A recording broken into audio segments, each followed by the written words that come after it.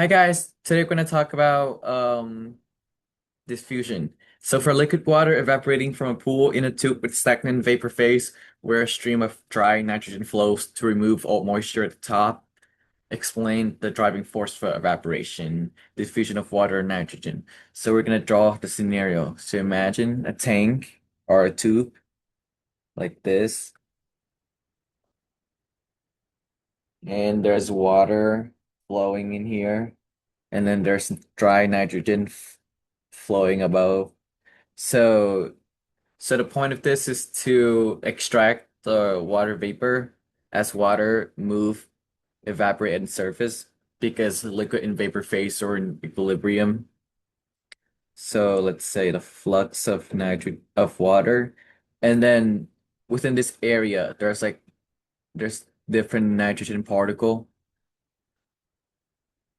and they are in a stagnant state because nitrogen and water doesn't dissolve, or if it does, it's in a very small amount. So, however, as water molecule pushes the nitrogen, even though it doesn't have any place to go, it still distort locally. So in a very small amount, that their total flux is zero.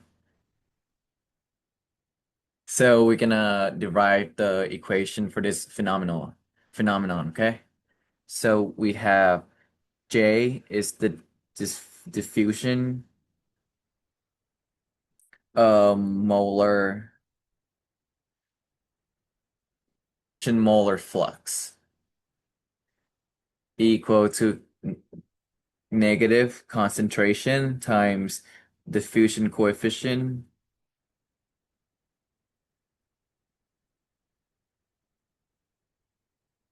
and then we have a gradient. So it's gonna be the gradient of the mole fraction of the species over the displacement. So Z. Z is like a length of the tube. So over here, Z would be 0, and up here, Z would be L.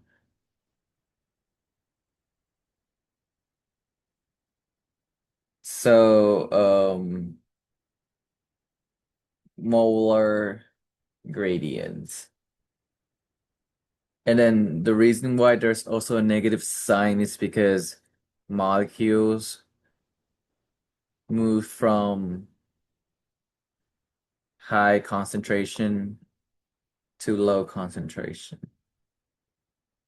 So that's the diffusion molar flux equation. So now we need to also know about the total molar flux, the total flux of a species. So let's just say species A, the total flux would be J. So diffusion molar flux of that const of that species plus all of the bulk motion of the molecules. So that would be the total flux.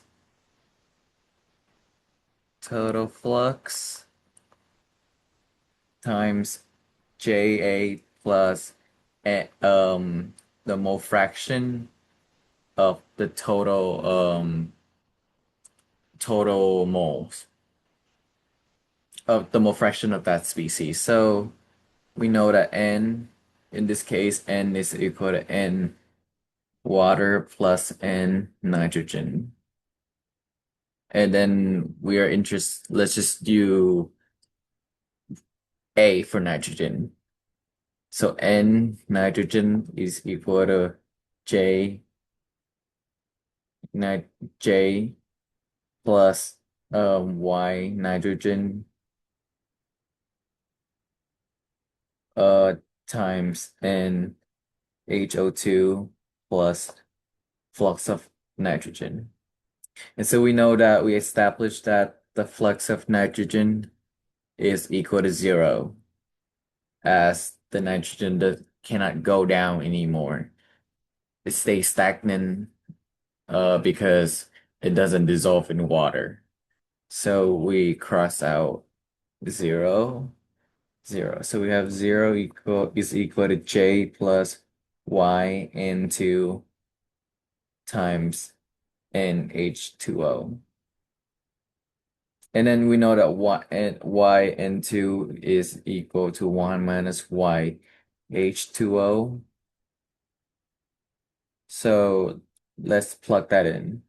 So we have 0 equal to J plus 1 minus y H2O times N flux of water.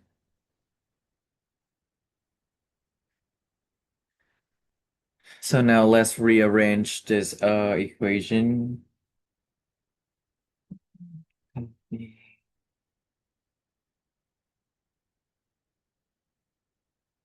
So we already derived J over to the other side. So we're gonna move this one to the side. 1 minus y H2O times N H2O equal to J is negative C, and then times D is diffusion coefficients, then the gradients of mole fraction of H2O over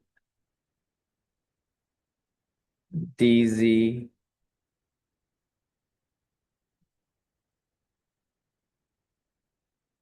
And then we would cancel out the negative sign, and then we're gonna do a separation of variables. So we see that 1 minus YH2O, we're gonna move them to the same size. So also before that, we need to convert the unit of concentration. We're gonna, so we know that concentration is equal to molar over volume. So that would be N over V. And we know that for ideal gas law, PV equal to nRT. So N over V would be equal to PR over T.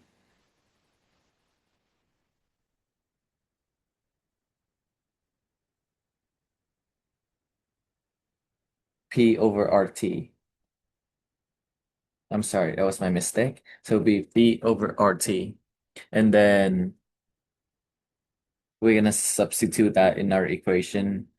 So we have 1 minus YH2O times flux of water equal to P over RT, PD over RT times DYH2O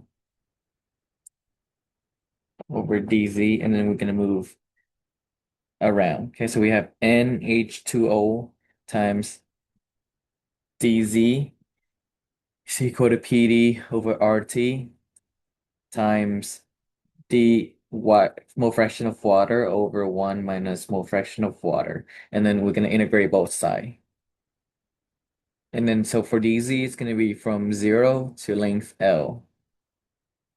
And for here, we're going to have 0.12 to 0. And why is that? So we recall that at 50 degrees Celsius, the partial pressure of water is 12.3 kPa. So given in the question problem number 2, which we're gonna discuss in a little bit. So we have given pressure is 100 kPa.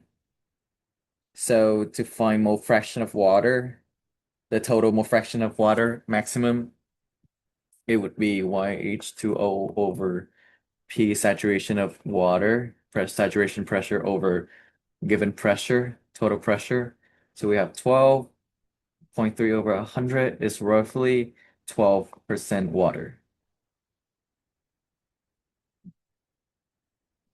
So we know that the other 88% is nitrogen. So now we can do the math, okay? So we have N.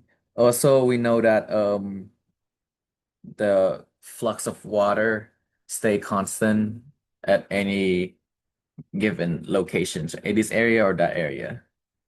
So we would have NH2O times L minus 0, so L equal to PDRT times ln 1 minus YH2O, and there's a negative sign over here because of chain rule, and then to the boundary of 0 over 0.12. So we would have NH flux of water, and then we move L to the other side, so PD over RTL times ln 1 over 0.88. So that's our equation.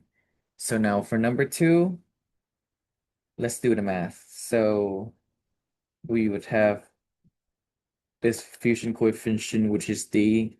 So in H2O equal to negative. Let's see, what's the pressure? Pressure at 1 bar. So 1 bar,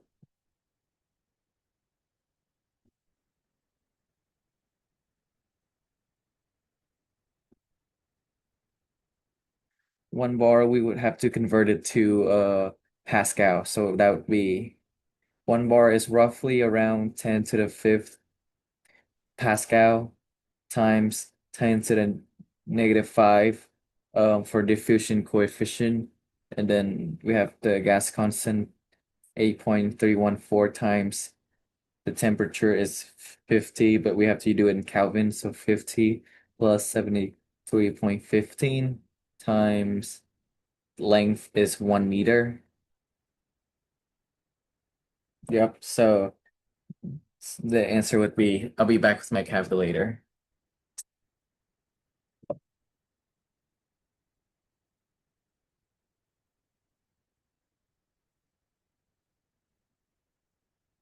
The answer is negative 3.72 times 10 to the negative 4. Oh, I'm sorry. I made a mistake over here. So this one has to times ln time 1.2 ln 1 to the 0.88 because I missed this part. So let's do this again. So we have negative 4.7576 times 4 10 to the negative 5. So that's our answer. Thank you for listening. Hi, so I made a little mistake here. So over here, I defined that it's the total flux of nitrogen. So the J over here should be the total flux of the diffusion of nitrogen. But since there's no diffusion of nitrogen, we had to convert it to water because we want to interested in finding water now. So we know that the flux of water over here, flux of nitrogen from JN2 dyn2 over dyHO2 dyn2 we dyn2 over dz is equal to negative dyH2O over dz. So then when we plug to the change of the molar fraction with respect to z, we gotta add a negative sign over here too. So overall, there will still be a negative sign. So there'll be negative sign over here. So this negative sign over here will disappear. So our answer would be a positive value. Mole over meter square times second. Thank you for listening.